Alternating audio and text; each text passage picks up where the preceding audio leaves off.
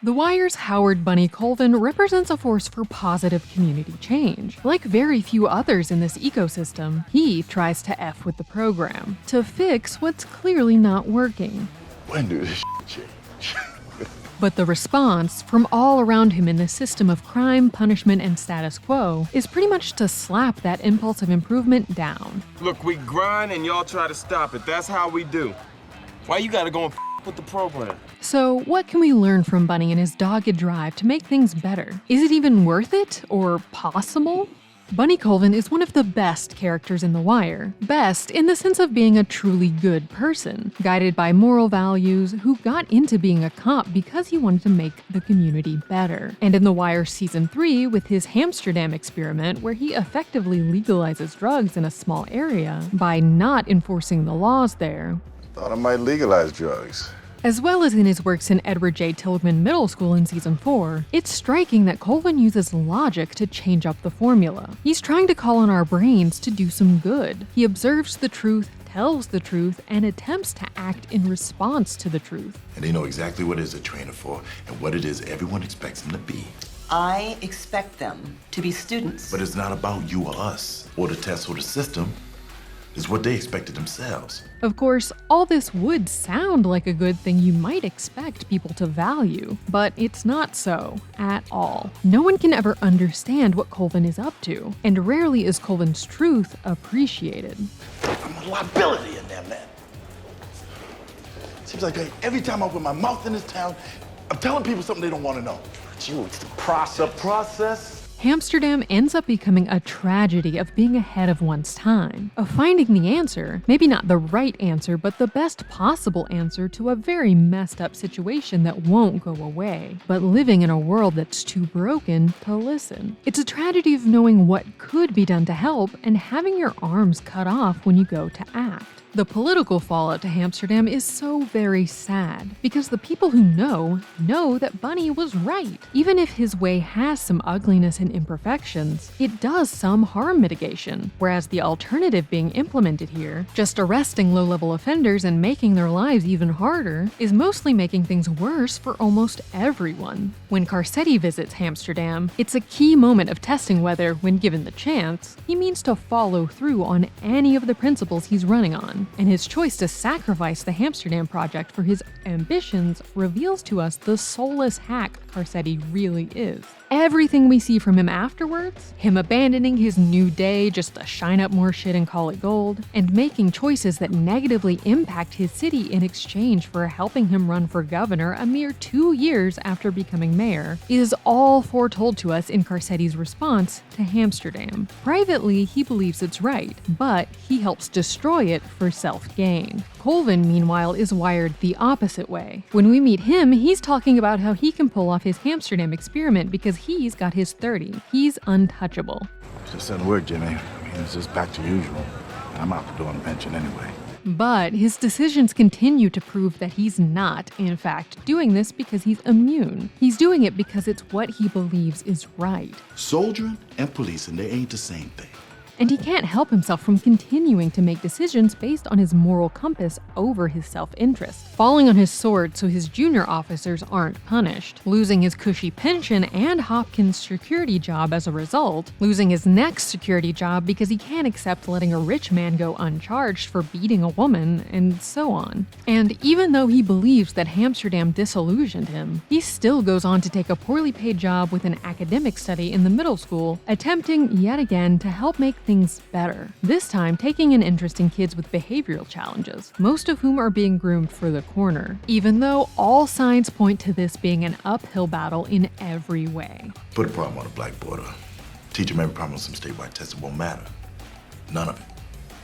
Because they're not learning for our world, they're learning for theirs. The morality of a person's choices, as Kant would tell us and The Wire seems to agree, consists in the rightness of the choice itself, not in the outcome of that choice. So when Carcetti continues to put the importance of self-gain first, that's who he becomes, or really shows that he's been all along. Conversely, Bunny can't not do the right thing for others, even though it repeatedly costs him. And how does the system reward each character? Carcetti rises in status and power, while Bunny loses what's been promised to him. Still, who has really lost more on the deepest level? The contrast tells us something important about these corrupt systems that continue to fail our society. That individuals generally benefit by falling in line and perpetuating the status quo, no matter how broken or messed up it is, and then leveraging their compliance for self-enrichment. And individuals generally suffer as a result of standing up against that same old or trying to make any meaningful change. But another simple way, at the risk of sounding obvious, in The Wire, we see time and time again that immoral behavior is rewarded and good deeds are punished. It's not like you're just going to be able to do the right thing and reap social rewards like money and status. Nope, in this world, which is a pretty good reflection of our real one, it's pretty much that doing the right thing costs you your ambitions for that stuff. And that really sucks. But at the same time, how much is a moral act really worth if it doesn't cost us something?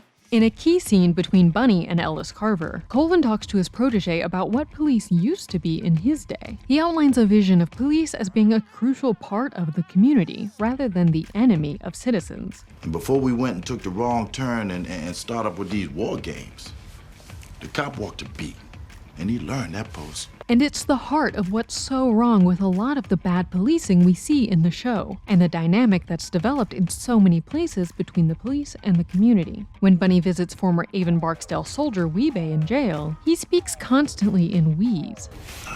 You know, our kind? Shit. Man, we both know we're gonna go to our grave forever knowing what block Babineaux dead ends at. This police officer is strikingly more comfortable talking to a drug soldier than he is at the mayor's office. So even though we think of the police as the establishment, as against the criminals, the way Bunny came up, his view of policing was that he was more a part of Weebay's community, more so than Fancy Carcetti's. He was there to serve. You know, people in the game nowadays, I mean, it's a whole different breed. No code, no family. Damn sure no respect. And this is why it matters to him to be a help to the community, not leading an army at war with the citizens of his city. And though so much of what we follow in The Wire leads to disillusion and disappointment, promisingly, we watch Carver, who begins as Herc's buddy just relishing flashy, pointless raids, flourish into a next-generation version of Colvin in Season 4. He knows all the names of the kids on the corner. Try me, Naaman.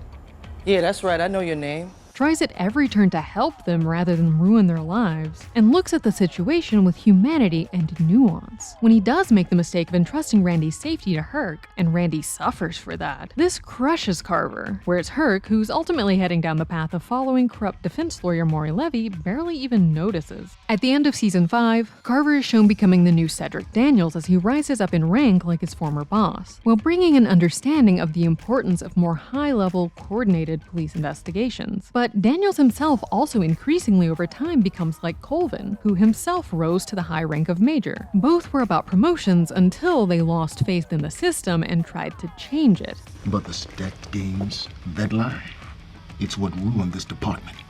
Shining up shit and calling it gold. So we can see Carver following the Daniels and Colvin path. Over time, Carver realizes the limits of his ability to help, like when he's not able to adopt Randy or fix that mistake, just as Prez does in his role as teacher, and as Bunny has repeatedly learned. But at least there are some future police officers carrying on Bunny's vision of police as community helpers, and trying to be on the side of the people. Bunny may lose on Hamsterdam, and he may lose his cushy retirement, but he becomes a surrogate father to one boy, Weebay's son Naaman, who manages to escape the tragedy of his situation. The young boys we meet in Season 4, the Boys of Summer the first episode of the season is named after, are all kind of amazing when we first get to know them. But by the end, as each is groomed by the system to go down one of the available toxic paths, Naaman is the only one who doesn't fall into one of those expected roles, and that's thanks to Bunny. So while almost all of the time he spent attempting to with the program and make positive institutional change may fall short, the consolation is at least there's one life he has saved from that system, one young person he has shaped for the better. More concretely, Naaman escaping the corners by living with Bunny and getting a family to hold him to task is really a chance to live, because without this, he was probably going to be dead pretty soon. I mean, you send Naaman out on them corners now, giving them maybe 1-2 years before you down the morgue. And maybe, if you're lucky, up here with you. It's interesting that Colvin ends up with Naaman specifically because, while they seem very different at first, subtly we can see that he identifies with Naaman in certain ways. When Naaman comes to dinner with his wife, he calls the boy an Eddie Haskell, a reference to the character from Leave It to Beaver who's known for trying to cover up being up to no good by putting on a flattering, sucking-up personality with parents. Gee, Mrs. Cleaver, your hair really does You said that, Eddie. Naaman, when he's relaxed, is also very charismatic and charming, whereas when he feels out of his comfort zone, he becomes confrontational, trying to act tough and mimic what he's been taught about how to be like his dad. Yet, in reality, Naaman feels out of place in Wee-Bey's world. Everyone from that world keeps lamenting that Naaman is weak or soft. Oh, look at you, crying now. But Bunny can see how Naaman's unsuitability for the corner is not objectively a bad thing. In fact, it means he's better suited for an environment that will hopefully keep him alive. Still, until he gains Bunny's faith and the new class from the academic grant, it's hard to imagine that Naaman will be able to get the opportunity, or even more crucially find the confidence, to see himself as able to function in a different environment. Colvin himself actually has the same problem. In his conversation with Wee-Bey, he reveals that he mentally groups himself in with the Barksdale soldier, even though Wee-Bey is a criminal and he's a cop. When he goes to City Hall to meet with the mayor's staff, he's bumbling, visibly uncomfortable, and always saying something awkward. In Season 3 during Hamsterdam, he's totally ill-equipped for the politics coming for him. And later, when he gets into the security field, he's just wrong for it because he doesn't have the instinct to suck up to the rich and powerful and keep quiet. In other words, Bunny feels similarly to Naaman that he can only be himself in certain contexts. And embedded with that is a lack of self-confidence in environments that he doesn't feel polished enough for. In fathering Naaman, then, he's trying to give the boy what he feels he didn't have. And in the end, when we see Naaman thriving in debate club, it's implied that the kid is getting the right instruction in how to bring out his gifts in more formal educational contexts. While Naaman's ending is a bright spot, ultimately it's a disappointment that Colvin, who tried to make institutional change, was shut down and punished for it. And the trends we see over time are not improvements, but largely things getting worse. Even though Bunny's able to help Naaman, he and Carver and Prez can't help Randy or Daquan or Bodie or Michael. The end of Season 4 leaves us with a palpable frustration that hopefully makes us want to fix this broken world, yet the show is also not really that hopeful that we will or can. Bunny himself has understood by this point that things don't change, at least not for the better. Yet there are meaningful exceptions. Besides Naaman getting a chance to live, there's Cuddy making a life out of the game and making a positive impact in young people's lives, Prez getting control of his class and actually teaching them math, and Bubbles overcoming incredible pain and addiction to get clean and share his story with others. All those people needed help to get there. If Bunny Colvin teaches us anything, it's that, however big or small the result may be of your impact, you still have to go ahead and try. When you look around you at all that's not working, how can you not give it a shot and with the program? That's the take. Click here to watch the video we think you'll love, or here to check out a whole playlist of awesome content. Don't forget to subscribe and turn on notifications.